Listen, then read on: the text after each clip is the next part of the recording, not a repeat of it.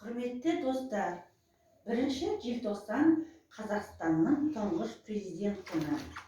1991 жылғы 1 желтоқсанда бүкіл халықтық сайлау нәтижесінде еліміз өзінің тұңғыш президенттін сайлады.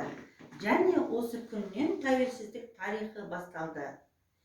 2011 жылғы 14 желтоқсанда мемлекет басшысы Қазақстан Республикасындағы мерекелер туралы Қазақстан Республикасының заңына толықтырулар енгізу туралы Қазақстан Республикасының заңына қол қойды.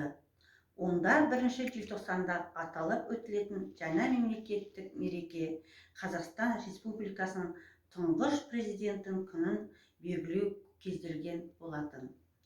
Құрметті достар, 1 желтоқсан президент күні құтты болсын. Еліміз аман болсын, Қазақстанымыз өркендей берсін.